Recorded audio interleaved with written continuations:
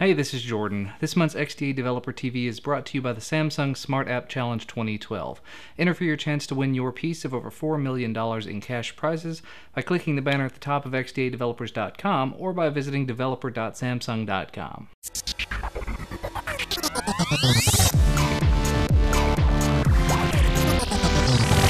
It's Monday, July 16, 2012, and let's talk about what happened this weekend over at XDADevelopers.com. As you know, over the last few weeks, a lot of the stuff we've been talking about is Samsung Galaxy S3 and Jelly Bean related, and today will be no exception. The first story that I thought was kind of interesting, if you've ever gotten your hands on a Galaxy S3, like I've actually got my hands on one right now, thanks Verizon for sending me one to take a look at, you've probably noticed they use kind of a unique launcher that it's just a little bit different than most of the other ones. Anyway, XDA senior member Ronnie9990 liked it so much that he has decided to port it over to be able to work on other Ice Cream Sandwich based ROMs. You simply have to move an APK file into your system app folder, which requires that you have a rooted device, so that is one thing. But it has been confirmed to work on a bunch of different devices such as the LG Nitro HD, the Samsung Captivate, the original Motorola Droid, which is actually saying quite a bit there. Several different HTC devices like the Resound and the One S. I'm sure it will work on quite a few more. Honestly, I'm tempted to turn my old Motorola Droid X back on just to see if it'll work on there since I am running Ice Cream Sandwich on it as well. But anyway, it is still considered a beta, so don't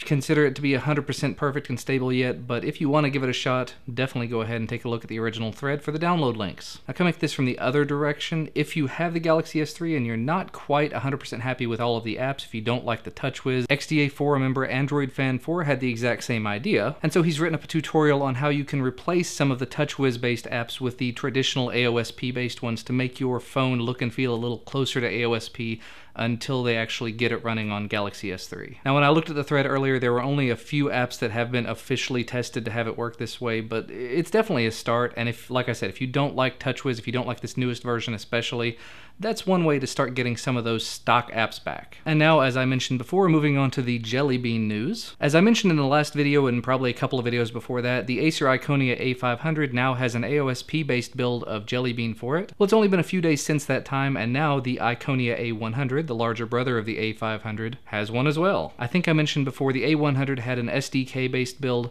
However, shortly after the source was released, XDA senior member Pio Mazaki went ahead and built it from source, and so now it's well on its way to being considered stable as well. Currently, the only things that are not working correctly are the camera, the gallery, and the sound, although sort of. So realistically, for a lot of people, you could almost consider it to be a daily driver. It's pretty close. The tablet that I have Ice Cream Sandwich on, the ViewSonic G tablet, the camera does not work correctly in it. There's a few other things that the ROM doesn't do quite right, but I do consider it to be a daily driver type device. I mean, in terms of tablet, because I don't use the camera or the microphone or anything else phone-esque, or it's just something that I don't personally find that useful in a tablet, albeit I would like to have it available and have it be somewhat useful one way or the other. If you have the A100 and you're interested in trying out an AOSP-based build of Jelly Bean on it, go ahead and take a look at the original thread. And speaking of Jelly Bean getting pushed to devices, the Asus Transformer TF300T is going to be no exception as well. XDA recognized developer Explode Wild has developed an AOSP-based version of this as a preview version for the upcoming CyanogenMod 10. Now don't ask for an ETA, they are working on it, but they can't tell us when it's going to be available as usual. It does look like it's kind of 50-50 at this point. It's still an early build of it, but a lot of the really commonly used things like Wi-Fi, Bluetooth, the sensors, they are working. Some things that are not working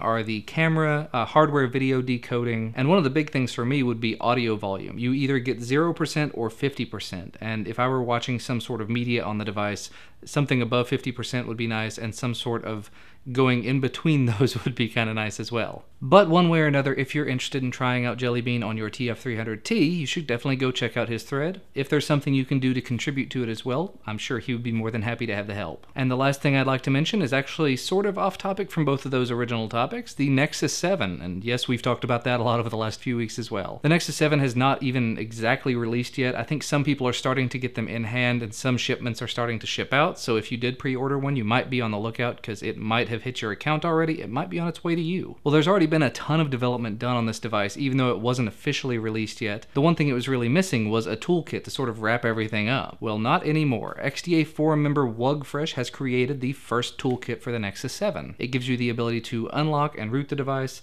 lock it back and unroot it, flash new zips to it, install new apps, restore backups, make backups, push and pull files. I mean, there's a lot of different things that this thing can do. And I kind of like the way that this article sums itself up. The functionality of the toolkit seems to be only limited to the person wielding it. So realistically, if you take this toolkit and you put the right combination of zips together, or APKs together, or ROMs, or restores, or backups, there's all sorts of things that you can do with it, theoretically speaking. You could, with just a couple of button presses, take it from your home setup to your work setup, something like that, if you really wanted to do so. You could have a predefined set of things you want to do to it in one place or another. And if it actually does work that way, I don't have the 7, so I really don't have a way to test it. It would be kind of cool to have. You know, take your device to work, plug it in, hit a button, wait 10 or 15 minutes, you're in work mode on your device. When you're ready to go home for the evening, hit the button again. It takes it back to home-based variety, and then you take it home and you're good to go. One way or another, thanks so much to everyone in the development community that is doing such hard work and such amazing work, especially on these devices that haven't even been released yet, and for creating these ROMs from source that has just recently been released. Definitely, I think we owe our developers a debt of gratitude, but I think I say something like that pretty often. It cannot be said often enough, though. Anyway, that's about all that I have for you today. It was just a weekend, so things are kind of short. As always, thank you so much for watching. If you like this video, make sure to hit the like button down below and hit the subscribe button up above to receive our content as soon as it does become available. As I mentioned in the Friday video, and I will probably mention a few times in the future, if you want to see more of me, head on over to my brand new channel, youtube.com/twill.tv, twill.tv. I will have a link down in the video description for that. But as always, thank you so much for watching, and I will see you on Friday.